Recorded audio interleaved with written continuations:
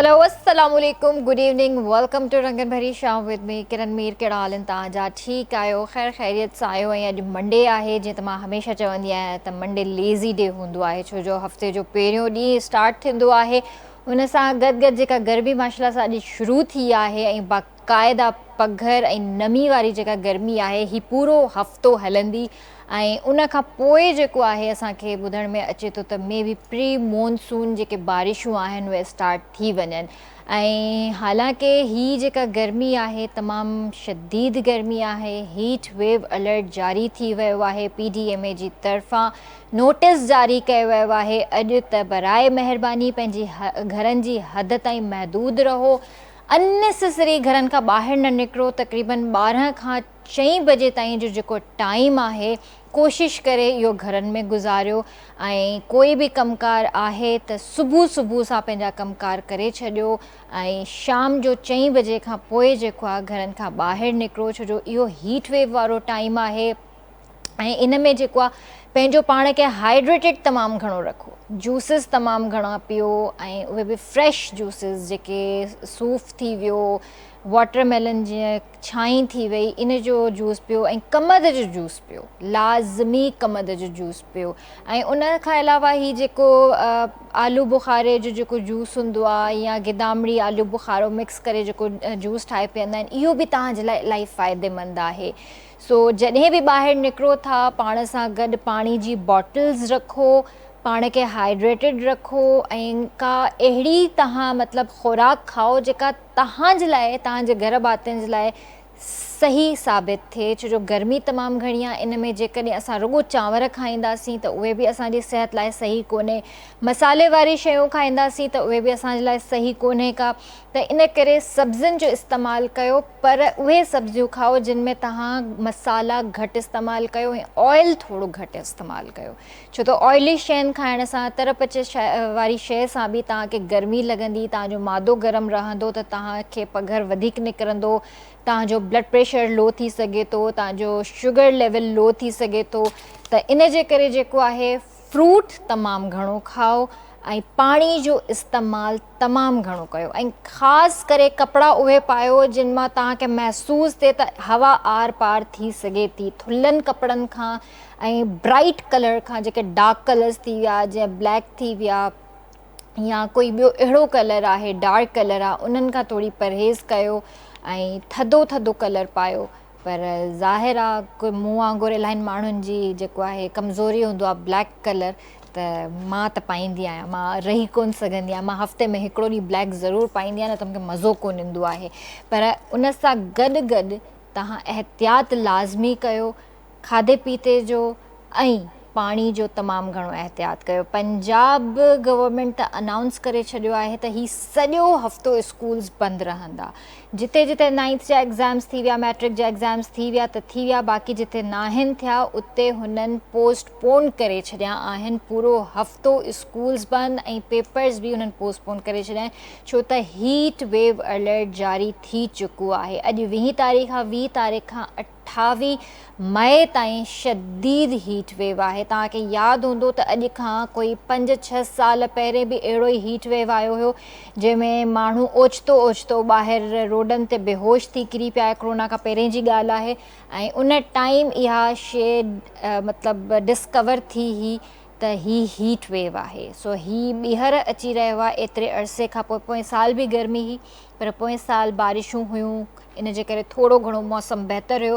पर हिन दफ़ा जेका हीट वेव आहे 50 डिग्री ताईं ॿुधण में अचे थो। दादू, नवाबशाह, सखर, ख़ैरपुर, घोटकी, इहे जेके इलाइक़ा आहिनि हिते 50 डिग्री सेंटीग्रेड थी सघे थो ऐं कराची जेको आहे 37 सेंटीग्रेड आहे, पर फील्स लाइक 41 आहे। ऐं हवा में जेका नमी आहे तमामु घणी आहे, तमामु घणी गर्मी थी महसूसु थी रही आहे। इन जे करे पंहिंजो तमामु घणो ख़्यालु रखो। ऐं ॿी अफ़सोसनाक ख़बर ई आहे त कुझु टाइम पहिरियां असांजे पाकिस्तान जे अंदरि ईरानी सदर आया हुआ, इब्राहिम रईसी साहब। सो अॼु सुबुह अचानक ख़बर पई त उन्हनि जो हेलीकॉप्टर क्रैश थी वियो आहे ऐं उन्हनि सां गॾु 4 ॿिया बि हुआ, वज़ीर ख़ारजा बि हुया ऐं मतिलबु मां इहा शइ ज़रूरु चवणु चाहींदसि त कुझु अहिड़ा इंसान हूंदा आहिनि जेके दुनिया मां हलिया त वेंदा आहिनि पर सदियुनि ताईं पंहिंजी छाप छॾे वेंदा आहिनि. सो इब्राहिम रईसी साहबु उन्हनि मां हिकु हुआ. हुननि मुस्लिम उम्मा जे लाइ ऐं मुसलमाननि जे लाइ तमामु घणो कमु कयो. अलाह साईं उन्हनि जी मग़फ़िरत फ़रमाए. ऐं कुझु टाइम पहिरियां पाकिस्तान जे दौरे ते हुया ऐं मतिलबु शायदि हुननि जी हयाती एतिरी ई जेकॾहिं अॼु शायदि हू ज़िंदा हुजनि हा ऐं हू घणो कुझु करे पिया सघनि पाकिस्तान जे लाइ, पंहिंजे मुल्क जे लाइ, मुस्लिम उम्मा जे लाइ घणो कुझु करे पिया सघनि. हुननि जी प्लैनिंग्स वॾियूं हुयूं पर शायदि हुननि जी ज़िंदगी एतिरी ई, इन जे करे अल्लाह जी रज़ा में राज़ी थियणु खपे. अल्लाह जा छा राज़ आहिनि इंसान खे नाहे ख़बर पर असां उन्हनि जी मग़फ़िरत जे लाइ दुआ ज़रूरु कंदासीं ऐं इहा बि दुआ कंदासीं त अल्लाह साईं उन्हनि जे घर भातियुनि खे जेको आहे सबर अता फ़रमाए. उनखां अलावा अॼु जेको आहे हिकिड़ो ॿियो ॾींहुं बि आहे. अॼु दुनिया में माखीअ जी मख जो आलमी ॾिहाड़ो मल्हाइजी रहियो आहे. हीउ ॾींहुं एंटन जुज़ा जो जी यादि में मल्हायो वेंदो आहे. एंटन जुज़ा माखीअ जी मख जी फार्मिंग में पालना जो बानी हो. सो इहे ॾींहं बि आहिनि जेके आलमी सतह ते मल्हाया था वञनि पिया ऐं अहिड़ा इलाही ॾींहं आहिनि जेके डे बाए डे तव्हांखे ॿुधाईंदा वेंदासीं. छो जो मई मां तव्हांखे ऑलरेडी ॿुधाए चुकी आहियां त मई ॾाढो हैपनिंग आहे. मई जे अंदरि हर ॾींहुं कुझु न कुझु थींदो रहंदो आहे. सो इनशाला अॻिते बि सुठा सुठा ॾींहं ईंदा त तव्हांखे ज़रूरु ॿुधाईंदासीं. असां सां गॾु अॼु ॿ ज़बरदस्त गेस्ट हिते मौजूदु आहिनि ऐं उन्हनि सां इलाही डिफरेंट टॉपिक्स ते कचहरियूं बि कंदासीं पर अजय बि असां सां गॾु आहे. मां पहिरियां अजय सां हेलो हाय कंदसि उन खां पोइ मां तव्हांखे गेस्ट जे हवाले सां ॿुधाईंदसि. अस्सलाम वालेकुम, कैसे हो अजय? वालेकुम अस्सलाम, ठीक ठाक. आप ही आप ही जब तो एकदम ब्रेक देके आप ही बोलते हो ना मुझे बड़ा अच्छा लगता है. अच्छा ये बताओ तबीयत कैसी है तुम्हारी? अब बेहतर है बेहतर हो जी. दवाइयाँ दी नहीं ली मतलब जुकाम हो गया था, बुखार जी था? जुकाम और नज़ले से ना सर बहुत दर्द कर रहा था. हाँ तो अब बेहतर है. अब बेहतर है ना. एंटीबायोटिक्स दी डॉक्टर ने.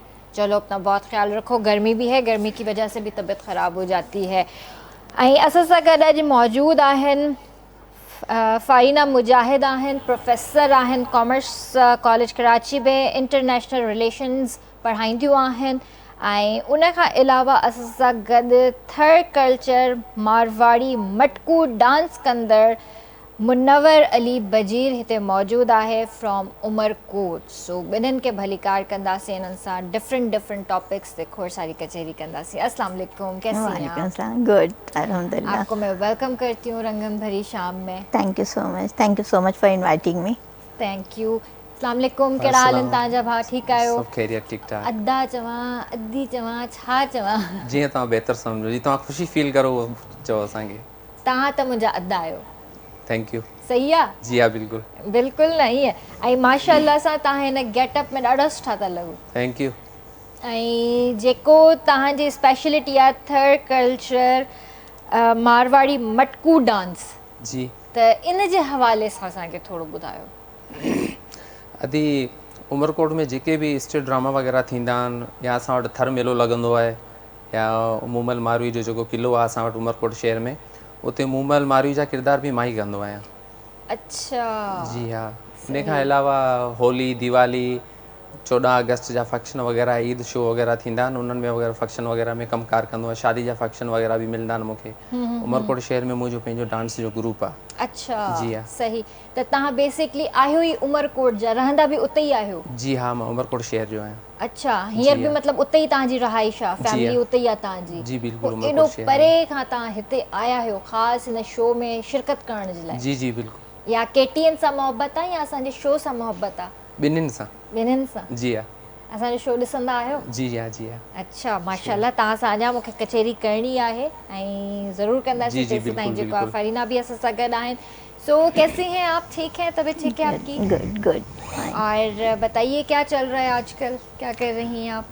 आजकल एक्चुअली हमारा भी रिसेंटली हमारे जो कॉलेज है वो अब जो है अपग्रेड हो गया है. अच्छा. As a university level now we have a BB and BS classes. Okay. तो मैं वहाँ पे जो है BBA क्लासेस को पढ़ाती हूँ, यानी international relations and mass communication भी पढ़ाती हूँ. सही. अच्छा, आपको क्या लगता है कि पिछले कई सालों में اب جا کر اگر ہم بات کریں تو ہمارا ایجوکیشن کہاں پہنچا ہے؟ اٹس ویری دکھ کے ساتھ بولنا پڑتا ہے کہ ابھی ریسنٹلی میں ایک سروے رپورٹ دیکھ رہی تھی اور اس میں یہ تھا کہ ہمارا جو ایجوکیشن سسٹم ہے یعنی پاکستان کا جو ایجوکیشن سسٹم ہے وہ دنیا سے 60 ایئرس پیچھے ہے.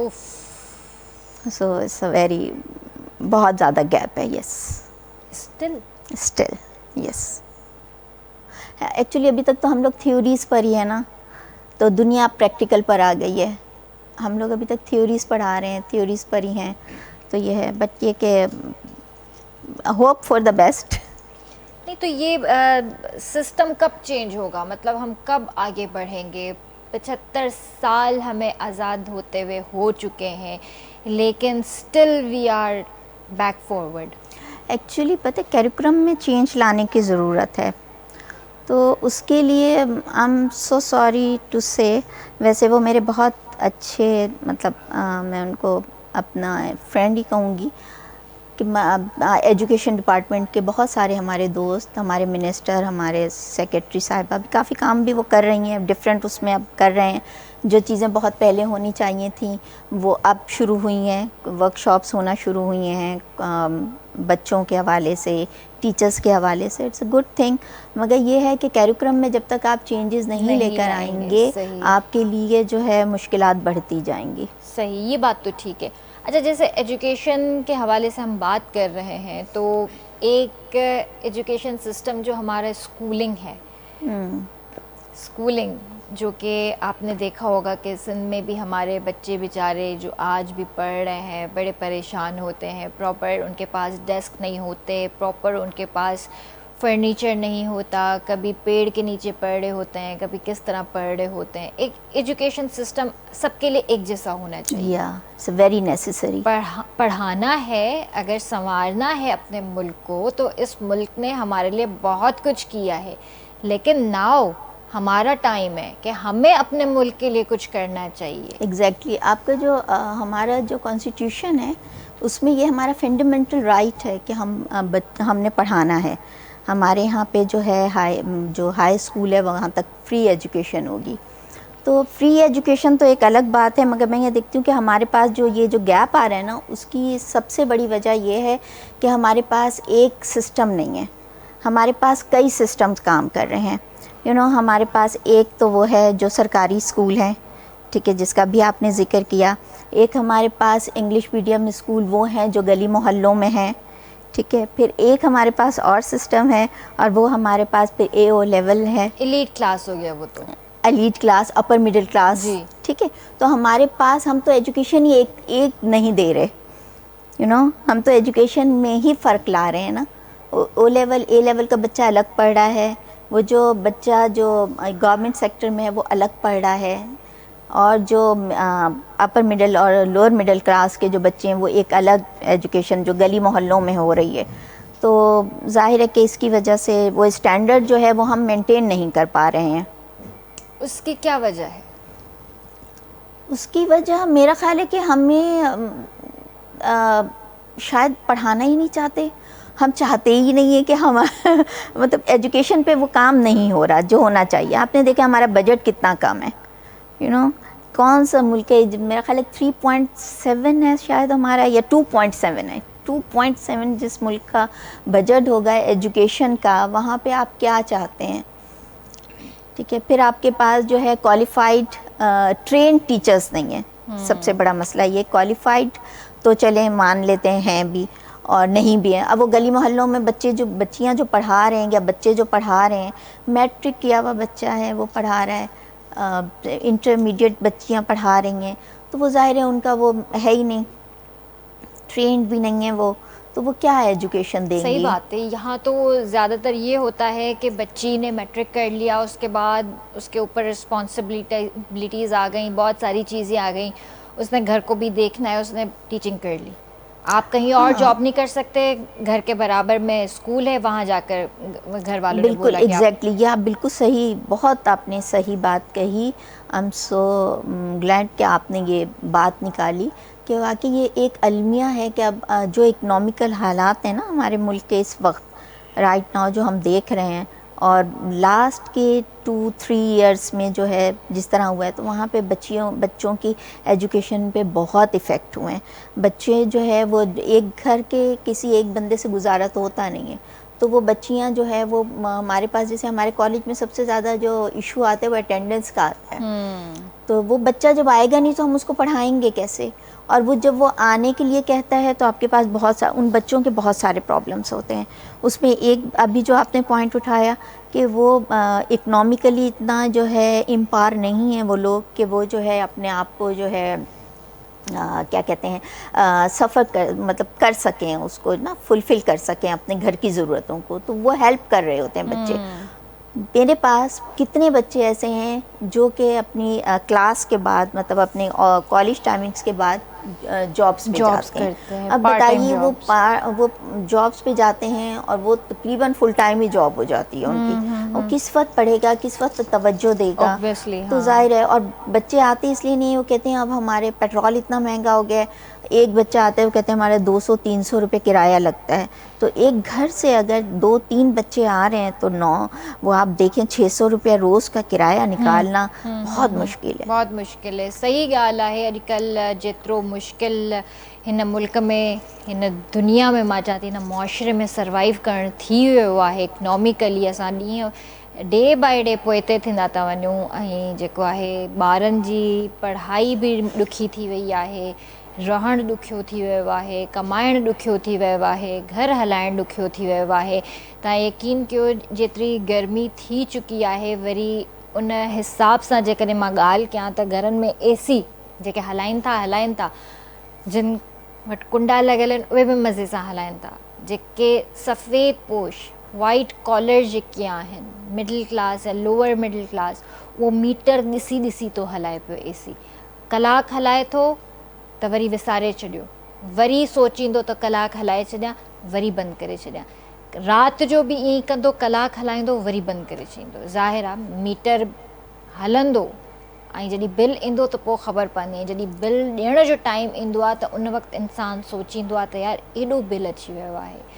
सो ही नंढियूं शयूं आहिनि जिन खे असां अॼुकल्ह एतिरो हाईलाइट बि कयो आहे, पर नंढा इशूज़ आहिनि. जेकॾहिं सभु मिली करे इन ते कुझु कजे ऐं करण वारा कनि, ॻाल्हि इहा ई आहे त इम्प्लीमेंटेशन कोन्हे. हर शइ आहे असां वटि पर इम्प्लीमेंटेशन कोन्हे का. जॾहिं इम्प्लीमेंटेशन थी वेंदी त शायदि सिस्टम में कुझु चेंज अचे, पर हीउ सिस्टम 75 साल पुराणो आहे, जंहिंखे मूंखे लॻे थो त चेंज थींदे बि अञा 75 साल लॻी सघनि था. If I am not wrong, 75 साल ऑलरेडी हो चुके हैं इस सिस्टम को चलते हुए. आगे और 75 साल लगेंगे इसको ठीक होने में? नहीं, मैं नहीं समझती ऐसा कि ऐसा होगा. नहीं, मैं तो लिटरली मैं तो बोलती हूँ, मैं कहती हूँ अब अगर ठीक नहीं होगा तो अब कब ठीक होगा. एग्जैक्टली. कुछ काम अब आजकल मैं देख रही हूँ कुछ काम हो रहा है जो कि पहले कभी नहीं हुआ था. जैसे जब हम जॉब में आए थे तो हमारी कोई ट्रेनिंग नहीं हुई थी, और वो ट्रेनिंग जब मेरी हुई तो मैंने वो ट्रेनिंग करी थी. तकरीबन मेरी जॉब को उस वक्त 10 इयर्स हो गए थे, और जो है वो HSC ने हमारी ट्रेनिंग कराई थी, टीचर्स ट्रेनिंग. सही. और वो 2 मंथ्स की ट्रेनिंग थी. I learn a lot.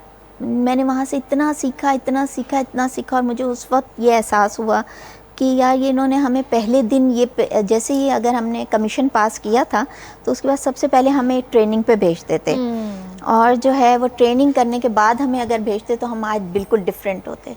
मगर नाउ अल्हम्दुलिल्लाह बहुत अप्रिशिएट करूँगी सिंध गवर्नमेंट को, एजुकेशन डिपार्टमेंट को, कि अब जो नए आए हैं हमारे फ्रेंड्स, वो बच्चियाँ ट्रेनिंग्स कर रहे हैं, उनके साथ में ट्रेनिंग्स हो रही हैं, एजुकेशन उनके अपने कैरिकुलम के हिसाब से, अपने उसके हिसाब से उनकी ट्रेनिंग्स हो रही हैं. चले ज़बरदस्त, ये अच्छी बात है. असां सां गॾु मुनव्वर अली बजीर बि आहे.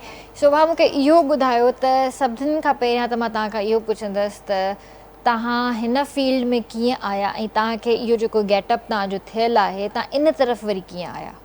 अदी बचपन खां ई मूंखे डांस ऐं अदाकारी जो ॾाढो शौक़ु हो.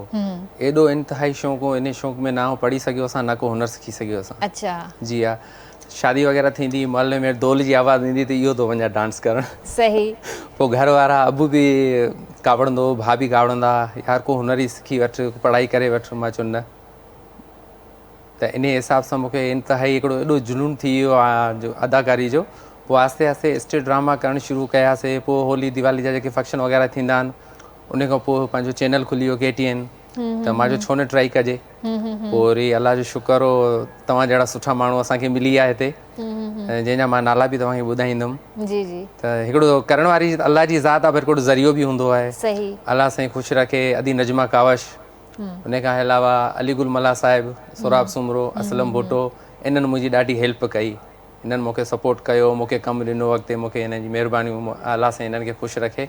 माशाल्लाह, ज़बरदस्त। हलो सुठी ॻाल्हि आहे। इहे जेतिरा बि तव्हां नाला ॻणाए छॾिया, इहे असांजी इंडस्ट्री जा वॾा नाला आहिनि। जी जी ऐं माशाल्लाह इन्हनि जे करे तव्हांखे सपोर्ट कयो आहे त ॾाढो सुठो कमु जी, कयो आहे बिल्कुलु इन्हनि। हिननि सपोर्ट कयो। ऐं अञा ताईं तव्हांजी फेवर में, तव्हांजी सपोर्ट में आहिनि, जी बिल्कुलु। कॉन्टेक्ट में आहिनि।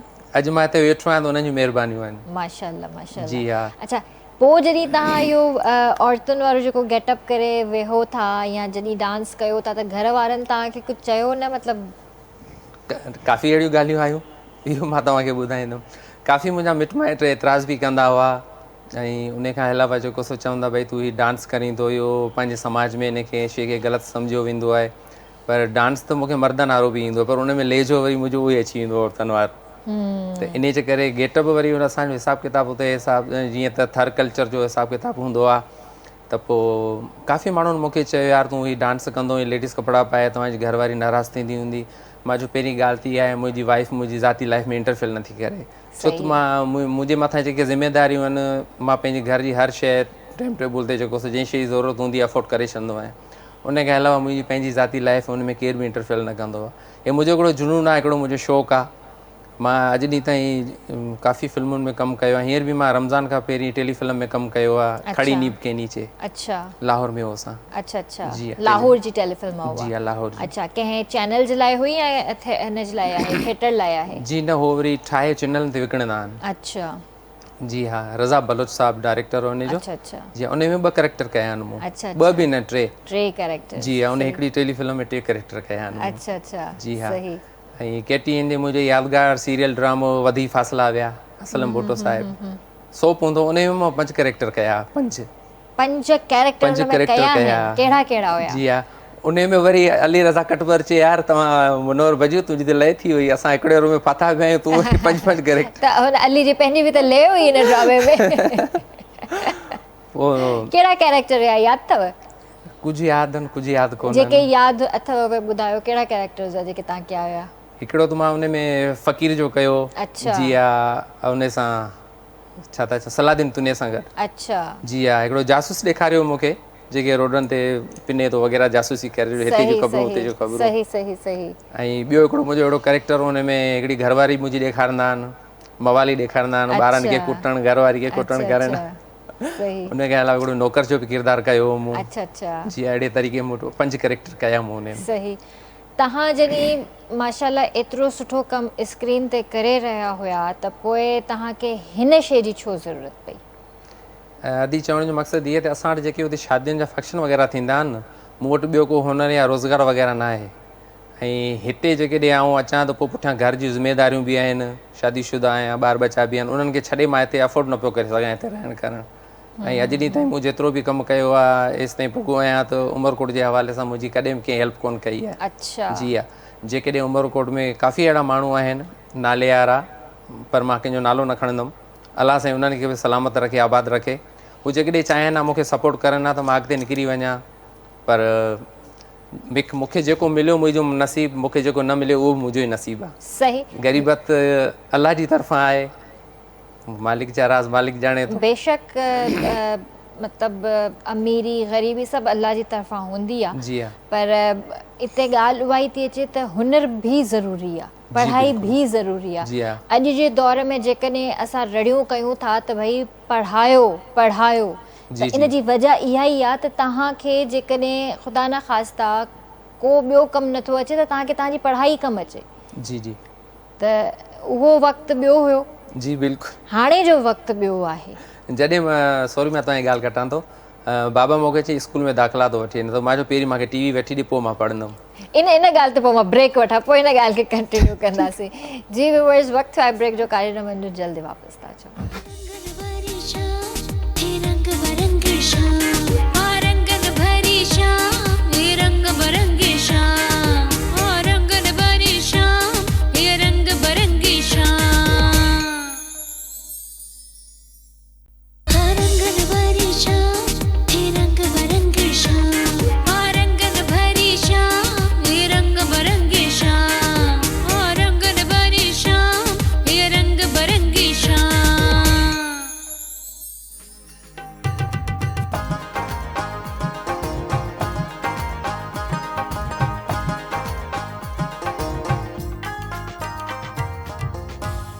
वेलकम बैक व्यूअर्स, ॿीहर तव्हांखे भलीकार कंदासीं रंगन भरी शाम में। तव्हां बि असांजे प्रोग्राम में शामिल थी सघो था, असांखे कॉल करे सघो था। नंबर तव्हांजी स्क्रीन ते अची रहियो आहे।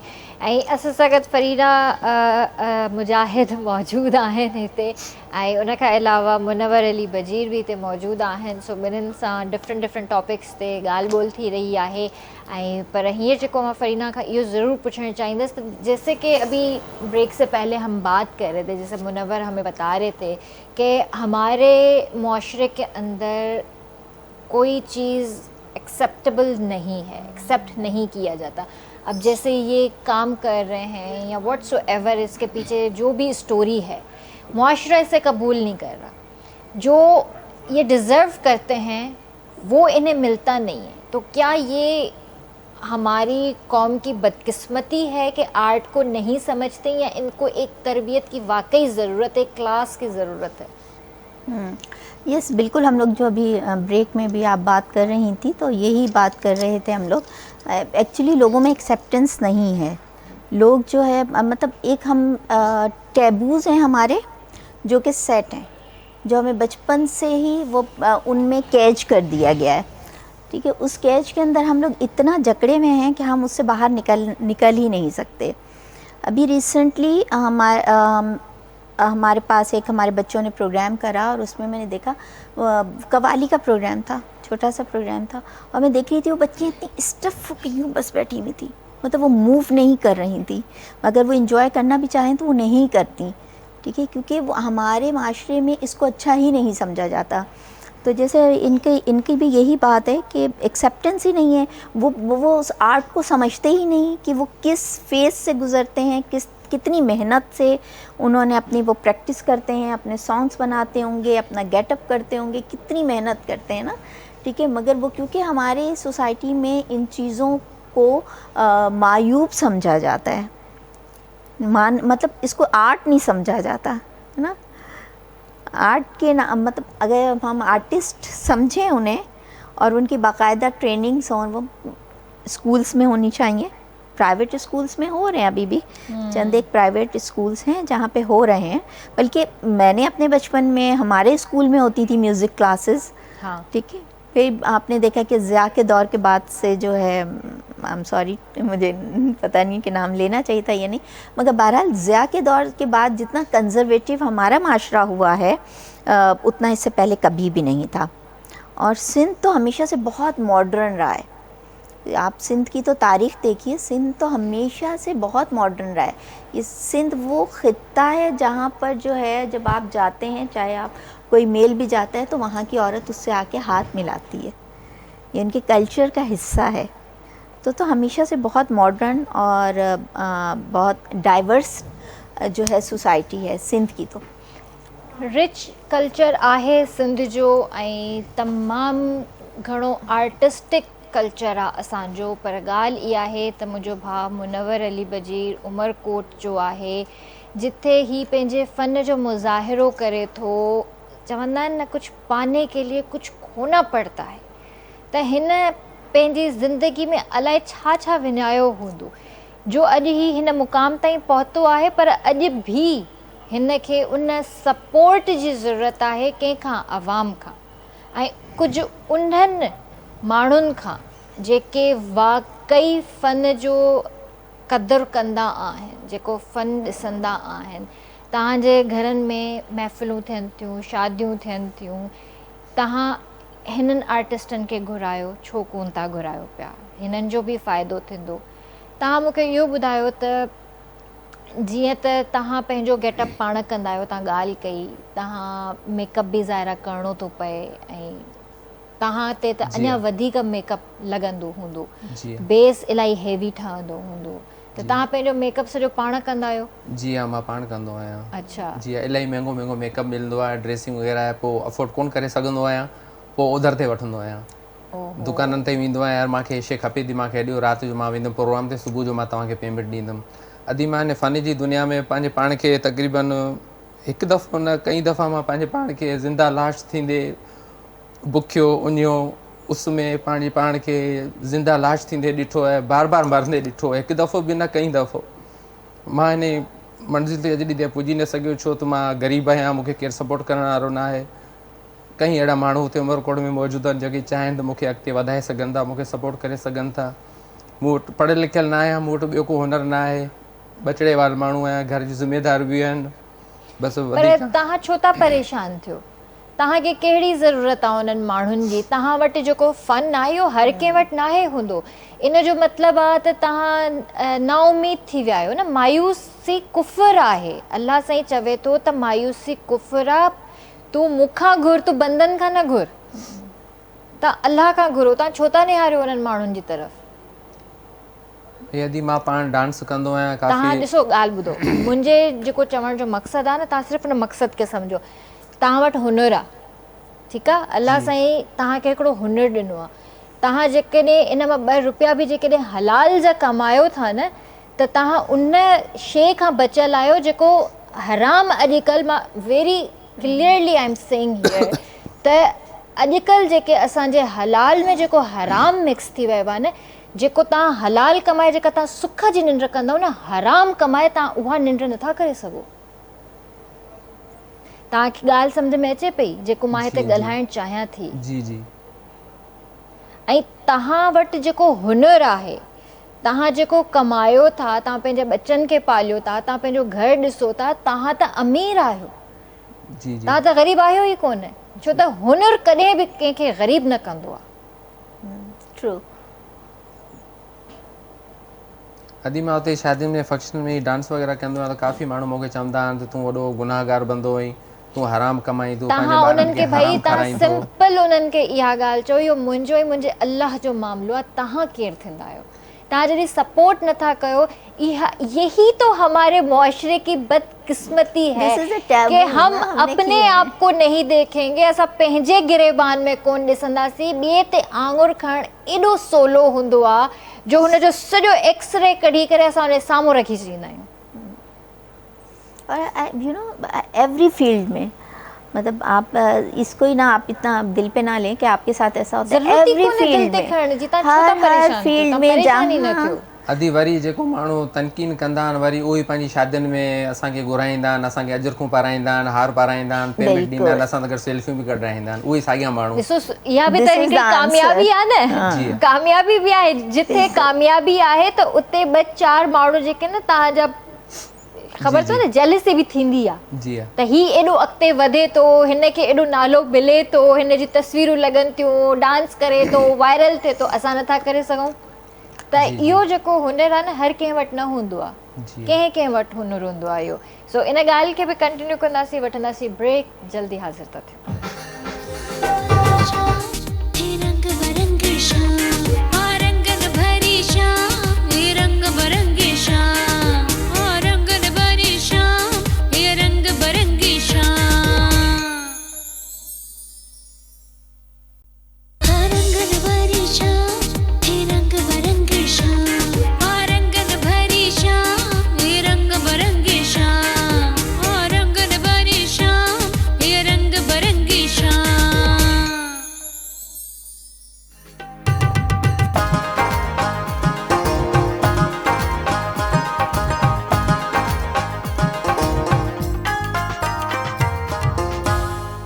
Welcome back. ॿीहर तव्हांखे भलीकार कंदासीं रंगन भरी शाम में। ऐं हींअर जंहिं आर्टिस्ट असांखे जॉइन कयो आहे, क्लासिकल सिंगर आहे, पर उनजो जेको उस्ताद आहे उहो बि मतिलबु उस्तादनि जो दर्जो रखे थो। हालांकि पाण भी अञा सिखंदड़ आहे, छो त ही फील्ड अहिड़ी आहे, मां चवां थी त इन में हर ॾींहुं तव्हां सिखंदा आहियो ऐं जेको हर ॾींहुं सिखंदो आहे उहो ई अॻिते वधंदो बि आहे ऐं कामयाबियूं बि माणींदो आहे। ऐं जंहिं इंसान चई छॾियो त मां परफेक्ट थी वियसि, मां सिखी छॾियो ऐं मूंखे हाणे बिल्कुलु सही वॼाइणु अचे थो, सही ॻाइणु अचे थो, त मां सम्झां थी त उन में कुझु न कुझु ख़ामियूं रहिजी वेंदियूं आहिनि, छो त कोई बि इंसानु परफेक्ट न हूंदो आहे। जेकॾहिं मां एज़ अ होस्ट हिते वेठी आहियां त मां बि हर ॾींहुं सिखां थी, मूं वटि बि जेके गेस्ट अचनि था उन्हनि खां बि कुझु न कुझु मूंखे सिखण लाइ मिलंदो आहे। त इन जे करे अॼु जंहिं शख़्सियत जे हवाले सां मां तव्हांखे तारुफ़ करायां थी, त पहिरियां बि तव्हां उन्हनि खे KTN जी स्क्रीन ते ॾिसी चुका आहियो, डिफरेंट प्रोग्राम्स में ईंदा रहिया आहिनि, पर अॼु KTN जे स्टूडियोज़ में ही आया आहिनि मुंहिंजे ख़्याल में कोई 6-7 सालनि खां पोइ। ऐं इन्हनि जो जेको उस्ताद आहे माशाल्लाह, क्लासिकल सिंगिंग जो बादशाह मां उनखे चवंदी आहियां, छो त पर्सनली मुंहिंजो ॾाढो फेवरेट आहे ऐं जॾहिं बि मुंहिंजे शो में ईंदो आहे 4 चंड हणी वेंदो आहे ऐं मां हमेशह उन्हनि खे चवंदी आहियां त तव्हां जॾहिं बि ईंदा आहियो मूंखे ॾाढो मज़ो ईंदो आहे तव्हांजी महफ़िल में, ऐं पाण बि ॾाढो ख़ूबसूरत इंसानु आहे, दिलि ॾाढी भली अथसि। त जिनसार अली समूह साहिब जी हिते ॻाल्हि थी रही आहे ऐं उन्हनि जो शागिर्द आहे एजाज़ अली। सो अॼु हू असां सां गॾु हिते स्टूडियो में मौजूदु आहिनि ऐं ढोलक ते आहिनि रिज़वान अली। सो ॿिन्हिनि खे भली कार कंदासीं। अस्सलाम वालेकुम भाउ, कहिड़ा हाल आहिनि तव्हांजा? ठीकु आहियो? तबियत सही आहे? जिनसार तव्हांजो भाउ आहे, उस्ताद आहे, दोस्त आहे, छा आहे पहिरियों इहो ॿुधायो? मुंहिंजो बाबा साईं सभु कुझु आहे, पर मां उनखे किथे ॿुधी करे उन खां ॻठो करायो। अच्छा, हाणे मुंहिंजो उस्ताद बि आहे, मुंहिंजो सभु कुझु आहे, मुंहिंजो पीउ बि आहे, मुंहिंजो माउ बि आहे, मुंहिंजो सभु कुझु आहे। माशाल्लाह माशाल्लाह, एॾी नंढी उमिरि में जिनसार खे एॾा सारा लक़ब मिली विया। जी जी जी बिल्कुलु बिल्कुलु। माशाल्लाह, तव्हांखे बि भली कार थी कयां, तव्हां बि ईंदा रहंदा आहियो असांजे शो में, वॾी महिरबानी। अच्छा, त भाउ मूंखे इहो ॿुधायो त ही तव्हांखे छो शौक़ु थियो त तव्हांखे सिर्फ़ु जिनसार जो ई शागिर्द थियणो आहे, वजह छा हुई? वजह मां जेको आहे सो बाबा साईं खे किथे परफॉर्मेंस कंदे ॿुधो त स्टार्टिंग में मां नात ॻाईंदो हुयुसि। अच्छा जी जी जी जी पोइ जॾहिं मां बाबा साईं खे ॿुधो त मूंखे शौक़ु जागी वियो ऐं हिन सां मुंहिंजो भाउ जो वॾो हथु आहे उन में पंहिंजो बाबा सां शागिर्द करण में। अच्छा अच्छा, जी जी जी जी सही। जिनसार तव्हांजी इलाही तारीफ़ बि कई आहे ऐं मूंखे इहो बि ॿुधाई त ॾाढो बहितरीनु फ़नकार आहे ऐं तव्हां जॾहिं उन्हनि खे ॿुधंदा त तव्हांखे ॾाढो मज़ो ईंदो। त मां जिनसार खे इहो ई चयो, मां चयो पहिरियां मां ॿुधंदसि उन खां पोइ मां चवंदसि त मज़ो आयो या न। त इन जे करे मां चाहियां थी त देरि न कजे, कुझु न कुझु तव्हांजी आवाज़ में ॿुधूं। जी जी बिस्मिल्लाह, ज़रूरु। मां तव्हांखे पंहिंजे मुर्शिद साईं जी काफ़ी सां आगाज़ कयूं पिया, उन जो कलाम जेको आहे सो ॿुधायां थो तव्हांखे।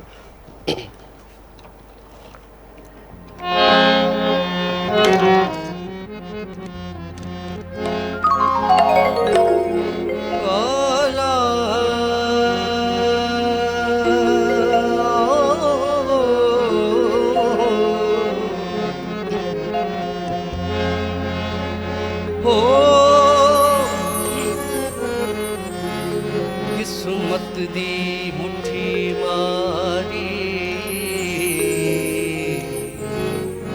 अते कौन करे सारी,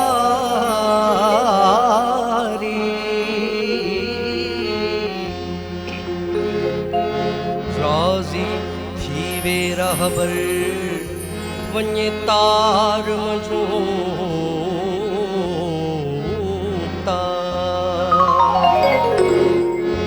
आए बन खोशला जो करे है ओ मां ॾाढी आहियां ॾो यारी इहा बेअमली बेकारी साईं अहमद शल ऐब न पुछी अला।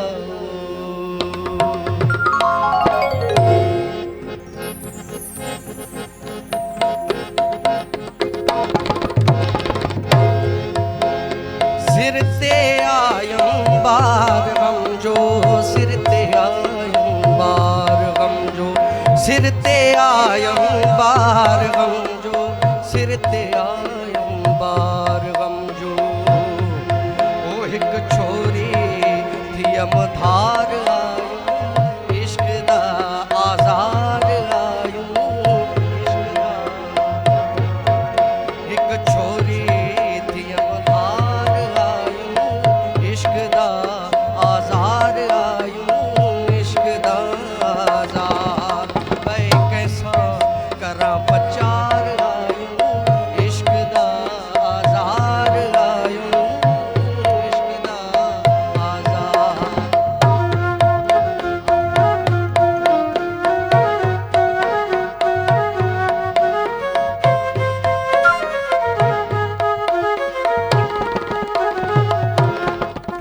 ओ सूर पुनल दा कंहिंकू में ॾसां सूर पुनल दा कंहिंकू में ॾसां बब बब गम गद बद मब गम गरि स नी रे सा सूर पुनल दा कंहिंकू में ॾसां सूर पुनल दा कंहिंकू में ॾसां हिक चाक पयम चौधार आयूं इश्क दा आज़ार आयूं इश्क दा आज़ार मैं कैसा करा पचार आयूं इश्क दा आज़ार आयूं इश्क दा आज़ार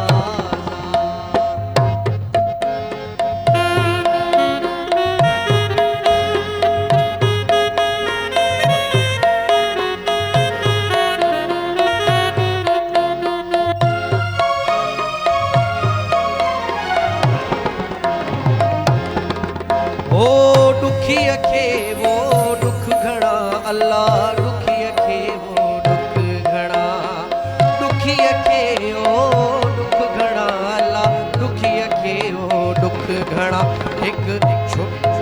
हिक विछोड़े घत्यम बार आयूं इश्क दा आज़ार आयूं इश्क दा आज़ार मैं कैसा करा पचार आयूं इश्क दा आज़ार आयूं इश्क दा आज़ार साईं अहमद खान पुनल ॾेकाया अहमद खान पुनल ॾेकाया अहमद खान पुनल ॾेकाया अहमद खान पुनल ॾेकाया मैना विसार आयूं इश्क दा आज़ार आयूं इश्क दा आज़ार मैं कैसा करा पचार आयूं इश्क दा आज़ार आयूं इश्क दा माशाल्लाह माशाल्लाह वेरी नाइस ऐं वाकई तव्हांजे आवाज़ में कमाल आहे छो Thank त माशाल्लाह तव्हांजो उस्ताद ई एॾो बहितरीनु आहे बिस्मिल्लाह, त बिल्कुलु। इहो मां सम्झां थी त ही तव्हांखे पंहिंजो शौक़ु हुयो ज़ाहिर आहे हिकिड़ी ख़ुदा जी तरफ़ां तव्हांखे ॾात हासिलु हुई जी। त उनखे सिर्फ़ु थोरो मतिलबु तराशण जी ज़रूरत हुई ईअं न न महिनत त उहो चवंदा आहिनि त जेको सिखिया न वठे उहो पोइ जेको आहे सो अॻिते हली उहो कमु जेको आहे सो न आहे थींदो सही सो मूंखे इलाही शौक़ु हो सो मां पंहिंजे बाबे को इलाही महिनत कई इलाही सिखियमि जी जी जी जी पोइ जेको आहे सो बाबे खां दुआ वरितमि ऐं हीउ कमु त सॼो सिखण जो आहे इहो कॾहिं सिलसिलो स्टार्ट थियो केतिरो टाइम थियो आहे तव्हांखे मूंखे इहो तक़रीबन मां 2016 में जेको आहे सो मां पंहिंजे बाबे जुनसार खां गठो करायो अच्छा जी जी जी जी गानो 2016 2016 एतिरो टाइम थी वियो आहे जी जी जी सही जी ऐं हूअं ई बि तव्हांजा गाना वग़ैरह हिते KTN ते आहिनि मां हिकिड़े दफ़े प्रोग्राम कयो शायदि गुड मॉर्निंग पाकिस्तान हलंदो सही, प्रोग्राम हिते morning KTN में show, हाँ, मॉर्निंग हाँ, शो हाँ, में उन में उहो आया हुयव। प्रोग्राम कयो ऐं इलाही चैनलनि ते शुक्र सही अलहमदुलिल्लाह सही कुझु जी, जी। एल्बम कुझु चैनल लाइ गाना वग़ैरह कया आहिनि हा बिल्कुलु मुंहिंजो अक्सर में पंहिंजो बिरावी ज़बान में अच्छा। मुंहिंजो घणो जेको आहे सो कम थियल आहे जी अच्छा जी अच्छा जी हूअं घणनि ज़बानुनि में तव्हां ॻाए वठंदा आहियो अलहमदुलिल्लाह मां 5-6 ज़बानुनि में ॻाईंदो आहियां अच्छा। जंहिंमें बलोची बिरावी सिंधी उर्दू सिराइकी वाह वाह जी जी वाह वाह ज़बरदस्त। तव्हांजी तरफ़ भी ईंदासीं, असांजे भाभी वेठल आहे। बिस्मिल्लाह। जैसे हम वुमेन एम्पावरमेंट की बातें करते रहते हैं, सबको बताते हैं कि वुमेन एम्पावरमेंट ये वो, आपका क्या ख्याल है उसके बारे में? अच्छा, मैं विमेन एम्पावरमेंट को देखती हूँ कि as a authority, it's a heavy word, हाँ है तो it's a heavy word authority. तो बेसिकली अब वो अथॉरिटी जो है हमें जो है कहाँ से चाहिए, हमें अपना जो हमारा एटमॉस्फेयर है, हमारी जो सोसाइटी है, वहाँ से जो है हमें जो है एक एक्सेप्टेंस चाहिए, एक हमें अपनी शनाख्त चाहिए। अच्छा, वो शनाख्त का मतलब शनाख्त में इसलिए कह रही हूँ कि मैं अपने आप को जान सकूँ कि मैं कौन हूँ। पहली बात है, मुझे सिर्फ इतना राइट चाहिए कि जो मैं हूँ वो मैं कर सकूँ, isn't? वो तो मेरा ख्याल है आपको आपके घर से ही मिलेगा ना। सोसाइटी कहाँ गई? अभी आपने इनसे बात करी, ये क्या फरमा रहे थे? सोसाइटी तो वैसे भी मतलब पता नहीं क्या क्या आप बोलती क्या है। फरमा रहे थे, वो क्या फरमा रहे थे? हाँ। ठीक है, तो सबसे पहले तो जो है एम्पावरमेंट की जो बात आती है ना, वो आपके एटमॉस्फेयर देता है आपको। पार ये नहीं, कोई चीज़ नहीं है ना, this is the feelings. Empowerment basically कोई चीज़ नहीं है, फीलिंग्स है ना। और वो फीलिंग्स क्या है कि आप अपने आप को कम से कम, मुझे इतनी तो आज़ादी हो कि जो मैं चाहती हूँ वो मैं कर सकूँ। ठीक है, कम से कम मुझे इतनी आज़ादी मिले, एजुकेशन की मुझे आज़ादी मिले। मैं कितनी बच्चियों को ऐसी जानती हूँ जिनके पेरेंट्स ने अपनी बच्चियों को मास्टर सिर्फ इसलिए नहीं करने दिया कि क्योंकि वहाँ पे को एजुकेशन है, तो वो बच्चियाँ पढ़ना चाहती थी मगर वो नहीं पढ़ पाई ना। ठीक है, मैं कहती हूँ मैं ये चाहती हूँ, और मेरा जो व्यू है वो ये है कि कम से कम जो है मेरा एक ओपिनियन तो हो। वहाँ पे मैं कहती हूँ को एजुकेशन जहाँ मसला आता है तो वहाँ पे पेरेंट्स का कॉन्फिडेंस नहीं होता। वो इसलिए नहीं होता कि हम अपने बच्चों को उस कॉन्फिडेंस से बढ़ाते ही नहीं है ना। हाँ। हम उन ट्रस्ट नहीं करते। बेसिकली ट्रस्ट जो है ना वो है, अगर आप अपने बच्चे पे ट्रस्ट करेंगे ना, बिलीव में वो आपका ट्रस्ट कभी भी जो है ब्रेक नहीं करेगा। और यही सबसे बड़ी वजह होती है जो आजकल पेरेंट्स और बच्चों के बीच में कम्युनिकेशन गैप है। बिल्कुल, बात ही नहीं करते, फ्रेंडशिप नहीं है ना। अच्छा, अब मगर मैं एक बात कहती हूँ कि जो हमारे पेरेंट्स थे, हम उनके साथ इतने ज़्यादा फ्रेंडली नहीं थे। हमारे बच्चे हमारे साथ ज़्यादा फ्रेंडली हैं, और वो अपनी बात ज़्यादा आसानी से कह सकते हैं, हम नहीं कह पाते थे। तो उस पर वो एक गैप आया था, मगर अब वो भी ज़माना ख़त्म हो गया। बच्चे काफ़ी जो है अवेयर हैं बहुत सारी चीज़ों से, और वो बड़ी अच्छी तरह चीज़ों को लेके, अब पेरेंट्स में भी बहुत कॉन्फिडेंस है कि वो अपने बच्चों को आगे कर रहे हैं। आप एजुकेशन पे करें काम, एजुकेशन दें आप लड़कियों को ख़ास तौर पे। दूसरा, फिर ये सिर्फ जो है हमारे जो है सोसाइटी का ही काम नहीं है। आपकी सोसाइटी में क्या है, आपके अपने लोग, और प्लस आप जहाँ पे आप काम कर रहे हैं, आपका कॉर्पोरेट सेक्टर जो है वो कितना इम्पोर्टेंट है कि वहाँ पे आपको किस तरह लिया जा रहा है, वहाँ पे आपकी राय की क्या अहमियत है, आप राइट रखती हैं, आपका ओपिनियन रखने का हक रखती हैं या नहीं।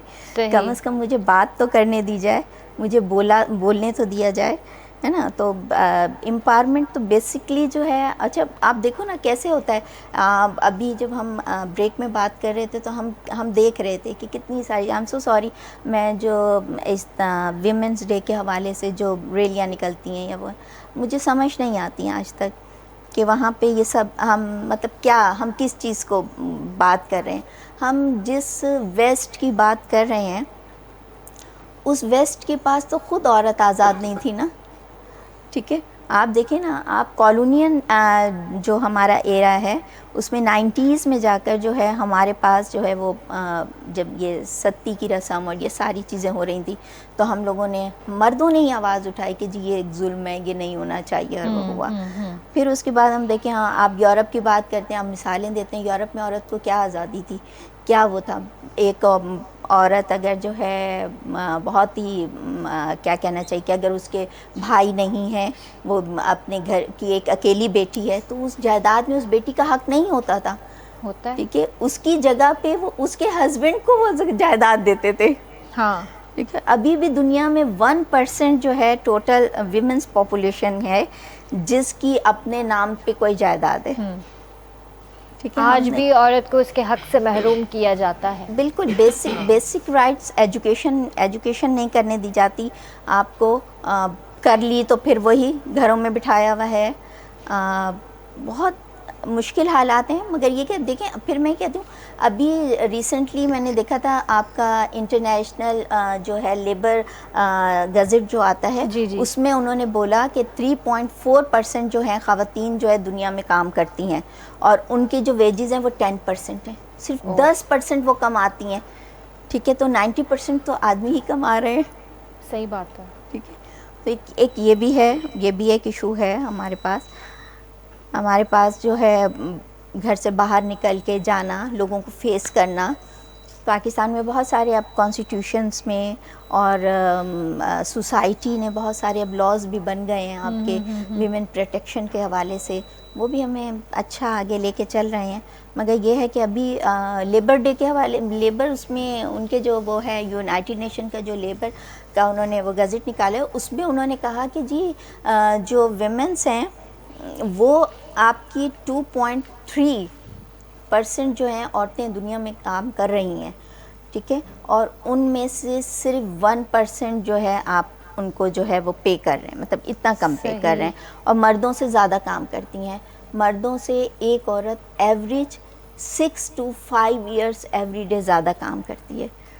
घर में भी काम करें, अगर आप वर्किंग वुमेन हैं, घर में तो फुल टाइम आपकी जॉब है ही है, प्लस अगर जब आप बाहर निकलते हैं आपका वो, और प्लस बच्चों को ग्रो अप करना, उनको देखना, उनको करना, साथ साथ ये सारी हस्बैंड्स को भी चीज़ें- ग्रो अप करना, उनको और भी तो husband देखना, को- वो भी तो बड़ी जिम्मेदारी हस्बैंड होती को भी है। तो तैयार करके सुबह देखिए वो बच्चों की तरह husband भेजना आते हैं पड़ता ना है। घर पे, वो बहुत थके हुए होते हैं कि आज हम वर्क से बहुत थक कर आए हैं, और उसके बाद वो खातून ही उनको एंटरटेन करती है और दूसरे दिन उनको तैयार करके भेजती है। सही बात है, बिल्कुलु सही बात है। ऐं हिते जेको आहे असां सां गॾु मुनव्वर अली वज़ीर बि हिते मौजूदु आहे। त भाउ मूंखे इहो ॿुधायो त तव्हां जेके हुते परफॉर्मेंस वग़ैरह जेके डांस वग़ैरह कंदा आहियो त कहिड़नि गाननि ते कंदा आहियो घणो करे? घणो करे ही मारवाड़ी जेको मुंहिंजो गेटअप आहे इहो मशहूरु आहे, मां हिन में ई कंदो अच्छा। आहियां। जी, उनखे अलावा शादी में जेके शादी या गाना वग़ैरह हूंदा आहिनि त पोइ पंहिंजा सिंधी सहरा बि हूंदा आहिनि, जी, हुन जी। में सिंधी गाना बि जी, हूंदा बिल्कुलु, जी, आहिनि, बिल्कुलु। ऐं पड़ोसी मुल्क जा गाना बि हूंदा आहिनि। जी हाँ जी हाँ। अच्छा। वो माहौल जो हिसाब ॾिसबो आहे सही। त हे माहौल कहिड़ो आहे, हिते कहिड़ी शइ जी ज़रूरत आहे, पोइ असां उन हिसाब सां डांस कंदा आहियूं। ड्रेसिंग बि उन हवाले सां ई हूंदी आहे, असां हुते पुॼण खां असांखे ख़बर पइजी वेंदी आहे अच्छा। जी हा, त कहिड़ो माहौल आहे, त माण्हू कहिड़ी शइ पसंदि कंदा, पोइ असां उहा ई शइ उनजे अॻियां रखंदा आहियूं। हिकिड़ी इहा ड्रेस तव्हां जेका रेंट ते वठंदा आहियो त केतिरे जी मिलंदी आहे? ड्रेस जा मुख़्तलिफ़ हूंदा आहिनि रेट। हीअ त ड्रेस इलाही महांगी आहे। जी हा, ही गज वग़ैरह ही बांधणो हा, असांजे ज़ाहिर पासे आहे, हलंदो इहे त आहे, इलाही थर महांगियूं कल्चर जो आहे। जी आहिनि। हा, हा, पर तॾहिं बि केतिरे ताईं मिलंदी हूंदी? ही असल में मां सिबियल न वरिती आहे, मां कपिड़ो वरितो आहे, मुंहिंजी वाइफ सिबिया आहिनि मुंहिंजा कपिड़ा। अच्छा, जी हा। ज़बरदस्त। न जीअं तव्हां ॿाहिरां जीअं चओ पिया न त मां उधार ते वठंदो आहियां, त मेकअप वग़ैरह, ज्वेलरी वग़ैरह, हा, ही कपिड़ो वग़ैरह। जी उहे हा। केतिरे मिलंदियूं आहिनि तव्हांखे उधार ते बि जेके तव्हां वठंदा आहियो, त पैसा वरी पोइ तव्हां चओ पिया न त जी, मां जी। पोइ ॾींदो आहियां, जी हा, जी त हा, उहे जी हा। केतिरे ताईं मिलंदियूं आहिनि? वो तक़रीबन ये 3000 4000 सही 5000 ताईं यानी कि मिली मिली वेंदियूं वेंदो आहिनि। आहे। सही। जी हा। अच्छा, कॾहिं ईअं थियो जो तव्हांखे पेमेंट करण में देरि थी त कोई मसइलो पेश आयो तव्हां सां? कॾहिं बि न। कॾहिं बि न, कॾहिं टाइम बि ते न। ई वापसि करे छॾींदा आहियो? जी हाँ, जी हाँ। माशाल्लाह, इहा सुठी जी ॻाल्हि आहे। हा। अच्छा, तव्हां जेको बि कमायो था त तव्हां मतिलबु ख़ुशि आहियो इन में? जी बिल्कुलु, मां ख़ुशि आहियां, शुक्र अल्हम्दुलिल्लाह। तव्हांजो गुज़ारो थी थो वञे? जी हाँ, गुज़ारो थी थो वञे, पर कीअं थिए थो मूंखे ख़बर, ॿियो अलाह खे ख़बर आहे, पर ज़ाहिर आहे। शुक्र करण सां सॼा मसइला हल थी वेंदा। बेशक, ॾिसो इहा ई ॻाल्हि मां तव्हांखे सवेर सम्झाए पई जी, जी। त शुक्र कयो ऐं सबर कयो। चवंदा आहिनि न, जेतिरो घटि हूंदो आहे न ओतिरो सुठो हूंदो आहे। जॾहिं तव्हांजा वसाइल वधंदा वेंदा न, चादर खां जॾहिं तव्हां पेर ॿाहिरि रखंदव न त पोइ मसइला बि वधीक थींदा आहिनि। जी हा, हिकु दफ़ो ईअं थियो त प्रोग्राम बि कोन हुया, त घर में राशन पाणी जी परेशानी हुई, पैसा बि कोन हुया, त मां चयो हाणे छा कयां, मां कंहिंखां घुरां पैसा? घुरंदो बि हिकिड़ो शर्मिंदगी थींदी आहे, ॿिए जे हथु फैलाइण जे लाइ पंहिंजे पाण खे ज़िंदा लाश करिणो पवंदो आहे। त मां चयो मां विज़ू करे 2 रकातूं नफ़िल पढ़ियूं मस्जिद में वञी, मुंहिंजो या अल्लाह से हिन दरवाज़े खां सवाइ ॿियो को दर ई न आहे। मां 2 रकातूं नफ़िल पढ़ी, घरवारी खे मुंहिंजो मां शहर मां चकर हणी अचां थो, हाणे तलाश कंहिंखां पैसा घुरां? मां बस स्टॉप सां गुज़रियुमि त हिकिड़े दोस्त मूंखे आवाज़ ॾिनी, चए मुनव्वर भाई कहाँ हो, आजकल नज़र नहीं आते। मुझे बस में यहीं हूँ। बोले ना आना न जाना।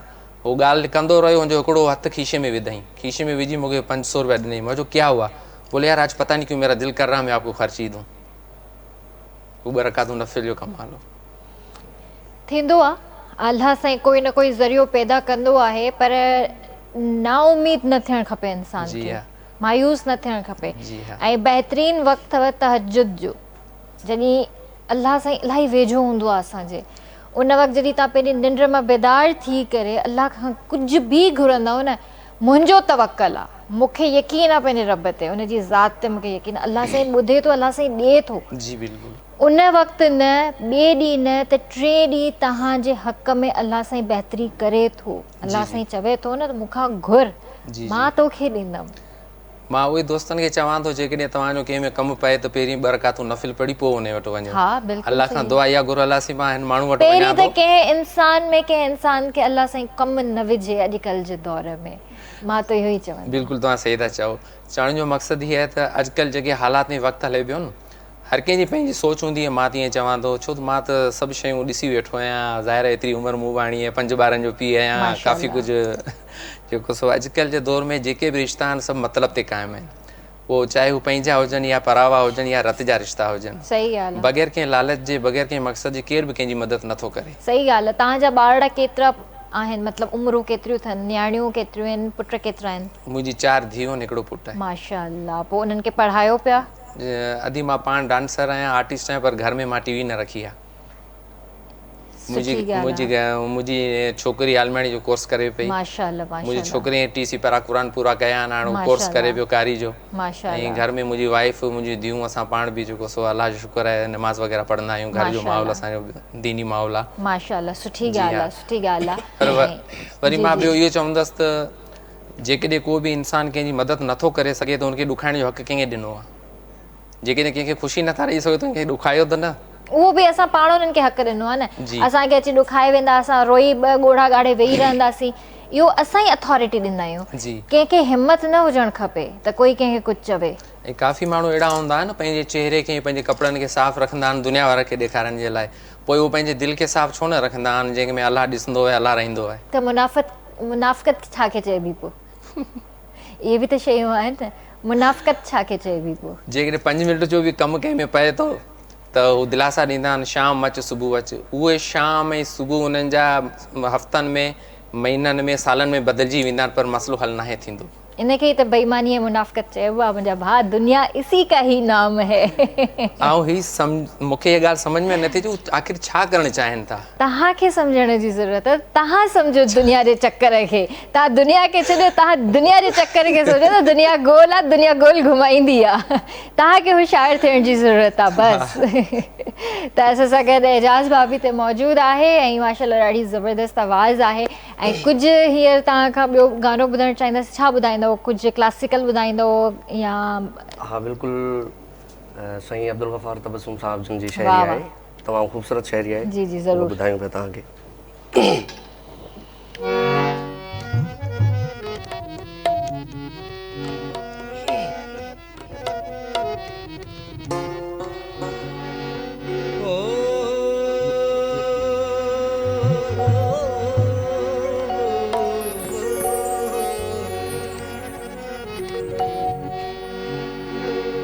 ज़हर ॾींदे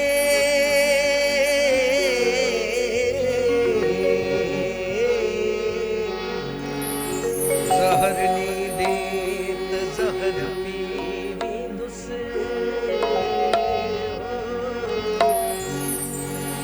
मुंहिंजो हर रंजो ग़म मां पिरी सही वेंदुसि, पर मुंहिंजे साम्हूं न मिल रकीब न सां,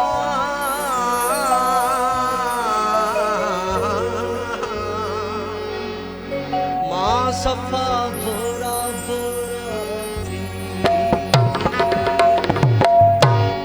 ॾाढो ॾेई त मूंखे आज़ार वियो, ॾाढो ॾेई त मूंखे आज़ार वियो, ठाड़ो दिल ते हणी दिलदार वियो, ॾाढो ॾेई त मूंखे।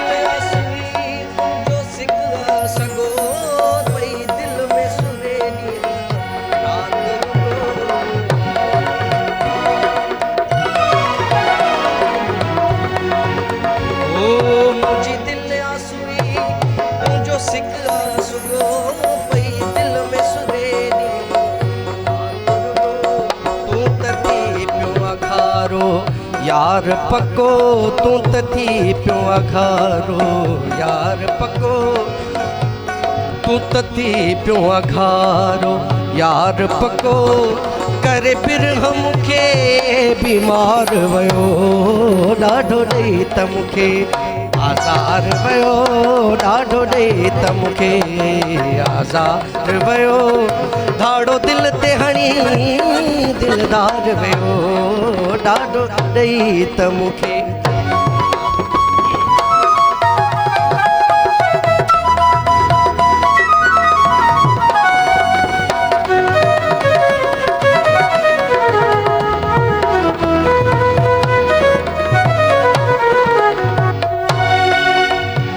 ओ सब शौक़ मिठा दिलदार वया सुरमो तेल खुलियल सिंगार वया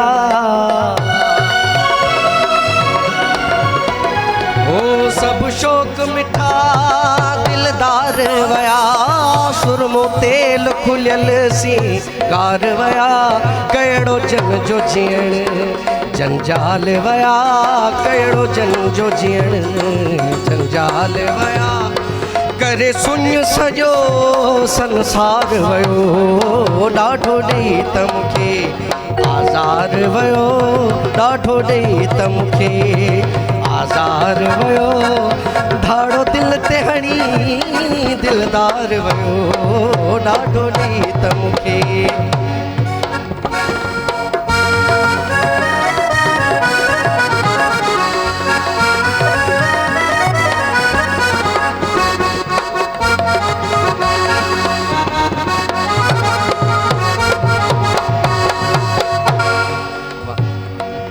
सड़ी रोज सड़े दुखी दां करे तुझे दर्द फिराक में आऊं भरे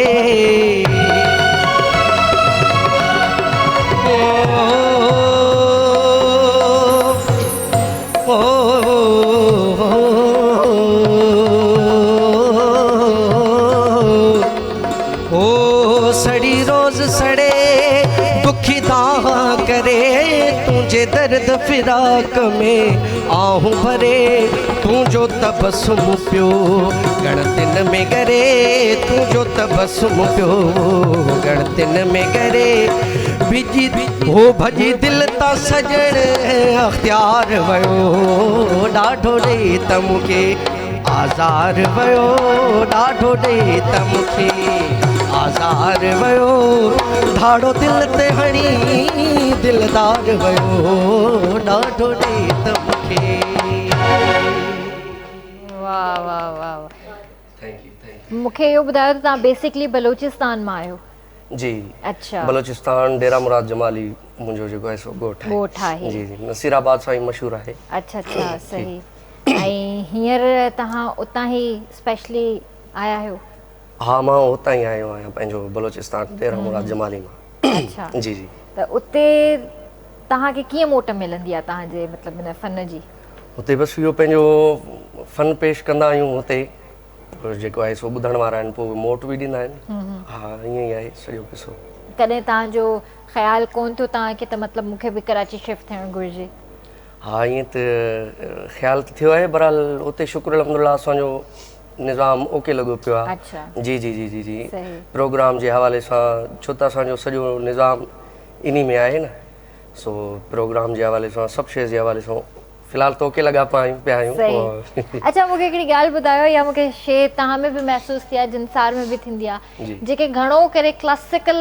ॻाईंदा आहिनि उन्हनि जे अंदरि निवड़त एतिरी छो हूंदी आहे छो त इहो कमु सॼो निवड़त सां आहे न जेकी बि शइ आहे उहा निवड़त सां ई मिलंदी आहे ऐं आजिज़ी सां ई मिलंदी आहे सो इन जे करे निवड़त ऐं आजिज़ी इहा यानी तव्हांखे जेकॾहिं क्लासिकल सिंगिंग जिनसार तव्हांखे सेखारी आहे त इहा निवड़त आजिज़ी बि तव्हांखे सेखारी आहे ज़ाहिर आहे बिल्कुलु सभ खां पहिरीं त इहा शइ सेखारी आहे न बाबा साईं ऐं उन मां जेका आहे सो मुंहिंजो वालिद साहिबु आहे उन्हनि मां ई जेका आहे सो तरबियतूं ही जेका आहिनि सो इहो ई सॼो निज़ाम आहे अच्छा तव्हांजी फैमिली में तव्हां खां अलावा कोई ॻाईंदो आहे हा बिल्कुलु असां तक़रीबन नस्ल दर नस्ल ॻाईंदा आहियूं अच्छा मुंहिंजो परनानो हो उहो बि सुठो क्लासिकल रागी हो अच्छा ऐं मुंहिंजो वॾो भाउ मोहम्मद रमज़ान अच्छा उहो बि जेको आहे सो सुठो फनकार हो ऐं हुन खां जेको आहे सो नंढो भाउ उहो बि माशाल्लाह सुठो फनकार अच्छा आहे अच्छा जी जी जी जी सही ऐं माशाल्लाह मुंहिंजो वालिद साहिबु जेको आहे सो उहो बि ढोलक प्ले करे ऐं माशाल्लाह मुंहिंजो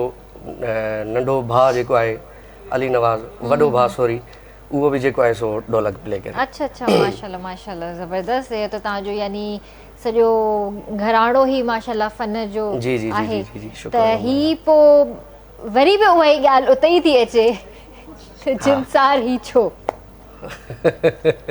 जॾहिं घर में माशाल्लाह एॾा उस्ताद मौजूद जी जी आहिनि जी जी जी बिल्कुलु असल में सॼी ॻाल्हि दिलि जी आहे सो बाबा सिंह मूंखे ॾाढो वणियो कंहिं प्रोग्राम में हुते बलोचिस्तान में आयो अच्छा सो माना हुते जेको आहे सो बाबा सिंह अहिड़ो परफॉर्मेंस कयो जेको तो अॼु ताईं मतिलबु अहिड़ो परफॉर्मेंस उन ॻोठ में कंहिं नाहे कयो अच्छा हा अॼु बि हुते ईअं ई आहे त माना जेको फनकार अचे थो माना राति जो प्रोग्राम करे सुबुह जो हलिया वञनि था त सॼे ॻोठ में ॻाल्हि इहा ई थी हले त प्रोग्राम कयो त जनसार कयो वाह वाह इन्हनि कोन कयो वाह वाह ज़बरदस्त माशाल्लाह माशाल्लाह हूअं तव्हांखे पर्सनली कहिड़ो शाइर वणंदो आहे कहिड़ो सिंगर वणंदो आहे हा बिल्कुलु सिंगर में ख़ान साहब उस्ताद आहिनि उस्ताद ग़ुलाम अली ख़ान साहब आहे उस्ताद मेहदी हसन आहे उस्ताद मोहम्मद जुमन उस्ताद मोहम्मद यूसुफ इन्हनि खे मां घणो करे ॿुधो मेहदी हसन साहब जो कोई गज़ल यादि आहे तव्हांखे हा बिल्कुलु यादि जंहिंजूं आहे। चंद सिटरूं असां ॿुधणु चाहींदासीं हा बिल्कुलु बिल्कुलु थोरो असांखे जी जी ॿुधायो बिल्कुलु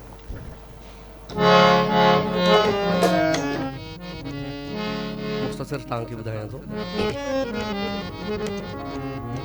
गज़ल आहे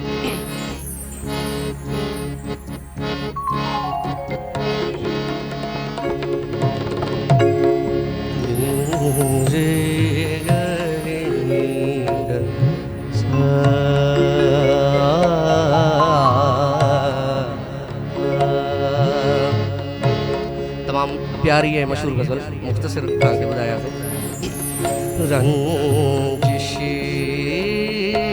सही दिल ही दुखाने के लिए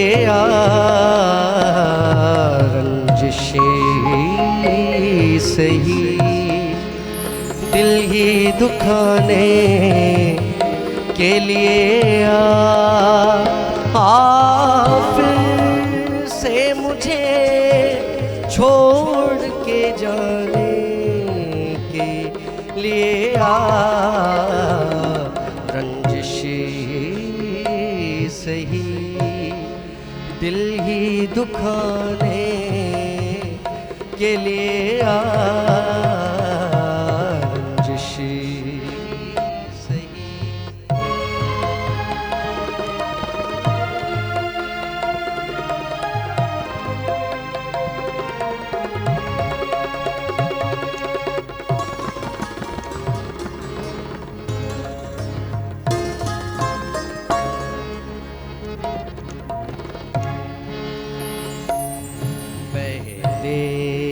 से मरासिम न सही फिर भी कभी तो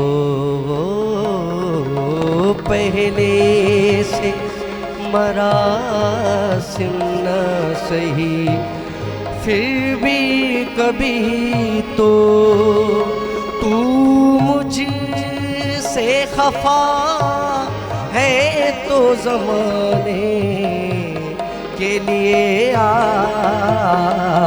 रंजिश सही दिल ही दुखाने के लिए रंजिश सही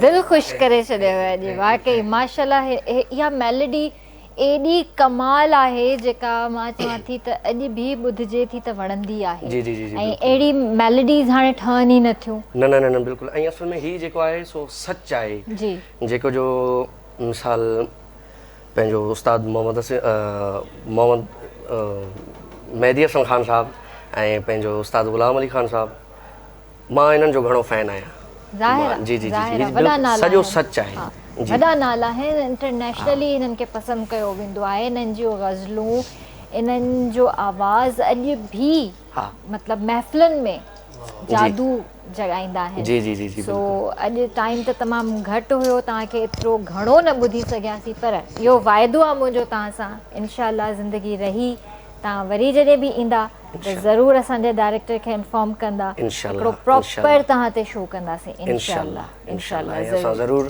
केटीएन जी ऐं तव्हांजी हाज़िरी भरींदासीं इंशाअल्लाह ज़रूरु। Thank you so much Farina, आपने भी अपना टाइम दिया, बहुत अच्छी गपशप आपसे रही और बड़ा मज़ा आया। और कोई मैसेज देना चाहेंगी आप जाते जाते? मैसेज में ये देना चाहूँगी ये कि हमारे माशरे में थोड़ी सी एक्सेप्टेंस की ज़रूरत है। हम लोग जो जैसे हैं उनको एक्सेप्ट करें, उनकी कदर करें, उनसे प्यार करें। हमारे फ़नकार, हमारे दोस्त, हमारे इर्द गिर्द के लोग, हर कोई जो है इंतहाई खूबसूरत है। और यू नो कि पाकिस्तान तो जो है 5 सूबों का गुलदस्ता है ना, तो इतना इंतहाई खूबसूरत है। हर रंग यहाँ पर है, हर ज़ुबान यहाँ पर है, हर रंग हर ज़ुबान की अपनी वैल्यू खूबसूरती है। और शुक्रिया अदा करूँगी KTN का कि उन्होंने मुझे इनवाइट किया। आऊं सिंधी ॻाल्हाए त सघां थी, पर ना ॾाढी सुठी नथी ॻाल्हाए सघां, पर आऊं कोशिशि थी करां। ऐं वॾी महिरबानी आहे तव्हांजी, तव्हां मूंखे इनवाइट कयो। ऐं इहो मुंहिंजो आई थिंक पहलो प्रोग्राम आहे जिन मां मैं अची आई आहियां। Very nice, thank U, very nice, very nice. इन लाइ त ताड़ियूं थियणु घुरिजनि। ऐं यही मोहब्बत होती है अपने कल्चर के साथ, अपने मुल्क के साथ, अपनी धरती के साथ, कि हम सिंध में रहते हुए भी बिल्कुल, और चाहे थोड़ी बहुत ही आपको आती है, लेकिन आप एटलीस्ट ट्राई करती हैं। बिकॉज़ ये असांजी पंहिंजी ज़ुबान आहे, ये पंहिंजी नेशनल लैंग्वेज आहे, छो न अचणु घुरिजे? ज़रूरु अचणु घुरिजे। वाह वाह, वेरी नाइस। मूंखे तव्हां हाणे वेंदे वेंदे इम्प्रेस करे छॾियो तव्हां।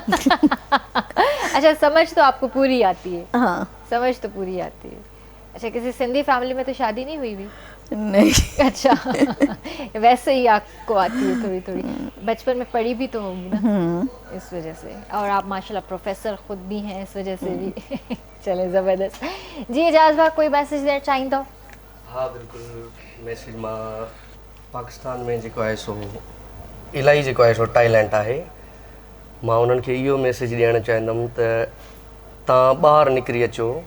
ऐं जेको आहे सो उन्हनि नौजवाननि खे मां इहो मैसेज ॾियणु थो चाहियां त तव्हां ॿाहिरि निकिरी अचो, पर सिख्या वठी करे पोइ जेको आहे सो निकिरी अचो। छो त सिख्या खां बग़ैर जेको आहे सो कुझु बि न आहे। ऐं सिख्या वठी करे जेकॾहिं असां ईंदासीं, पोइ जेको आहे सो मंज़िलूं आसान सां मिली वेंदियूं। सही ॻाल्हि आहे। ऐं मुनव्वर भाउ, वेंदे वेंदे जेको आहे तव्हांजी डांस भी ॾिसंदासीं। ईअं कीअं थो थी सघे त तव्हां आया आहियो ऐं तव्हांजी डांस न ॾिसूं? बसि मूंखे सिर्फ़ु 2 मिंट ॾियो, मां ख़ुदा हाफ़िज़ कयां, ऐं उन खां पोइ जेको आहे तव्हांजी डांस ॾिसूं। मां हिकु मैसेज ॾियणु चाहींदुमि। ज़रूरु ज़रूरु। मां दोस्तनि खे इहो चवां थो त सिंध जे आर्टिस्टनि जी क़दुरु कयो। जेके ज़रूरतमंद आहिनि, ज़रूरी न आहे ज़रूरत पैसनि जी आहे, उन खां अलावा बि सपोर्ट जी ज़रूरत हूंदी आहे। कई मसइला मसाइल हूंदा आहिनि, सिंध जे आर्टिस्टनि जी क़दुरु कयो। जेकॾहिं उन्हनि खे ॾेई नथा सघो त प्लीज़ ॾुखायो न, कंहिंजी ज़ाती लाइफ में इंटरफेयर न करो। हे छा थो करे, उहो छा थो करे, तव्हां पंहिंजे पाण खे ॾिसो, ॿियनि खे छॾे ॾियो। हर कंहिंजी पंहिंजी ज़ाती लाइफ आहे। सही ॻाल्हि आहे। हिकु दफ़ो मां घरां निकितमि त मुंहिंजा माइट हुआ, मूंखे चवनि पिया यार तूं वॾो गुनाह जो कमु थो करी। मां बीठो हुयुमि, मां सॼियूं ॻाल्हियूं हुननि जूं ॿुधियूं। तव्हां जेका ग़ीबत था कयो उहो गुनाह न आहे? हा, जॾहिं हुनजी ॻाल्हि ख़तमु थी त मां चयो यार अॼोको सॼो ॾींहुं तव्हांजो गुज़रियो आहे, अॼोके सॼे ॾींहं में तव्हां हिकु दफ़ो कूड़ ॻाल्हायो हूंदो या कंहिंखे गारियूं बि ॾिनियूं हूंदी या कंहिंजी गिला कई हूंदी। चयो उहो त कोई इंसानु आहे, गुनाहगार आहे। मुंहिंजो तव्हां बि गुनाह कयो, मां बि गुनाह कयो, पर फ़र्क़ु आहे तव्हां जेकॾहिं ॾिसो उन नज़र सां ॾिसो त। सही ॻाल्हि आहे। हिकिड़ो सॼो ॾींहुं तव्हांजे बारे में सोचनि, तव्हांजे बारे में ग़ीबत कनि, तव्हांजे बारे में ॻाल्हाइनि, बसि सवाबु खटनि। इहा माण्हुनि जी सोच आहे न। बहरहाल इन ते मां जेकॾहिं ॻाल्हाइणु वेहंदमि त इलाही ॻाल्हियूं निकिरी ईंदियूं। पर थैंक यू अजय, और बहुत अच्छा प्ले कर रहे हो पियानो, माशाल्लाह। ऑल द बेस्ट आपको, कल मुलाकात करेंगे, ठीक है? और अपना बहुत ख्याल रखना, मेडिसिन टाइम पे खाना। वेंदे वेंदे हिकिड़ी बहितरीनु ॻाल्हि अॼु जी इहा करणु चाहींदसि उन्हनि लाइ कामयाबु थियो जेकी तव्हांखे नाकाम ॾिसणु चाहिनि था। तव्हां गौर कजो इन ते। तव्हां गौर कजो हिन ते। को बि तव्हांजी महिनत ऐं कोशिश नाहे ॾिसंदो, हर कोई तव्हांजो ग़लतियूं ॻणींदो आहे। इहो सोचणु छॾे ॾियो त माण्हू छा चवंदा। माण्हुनि खे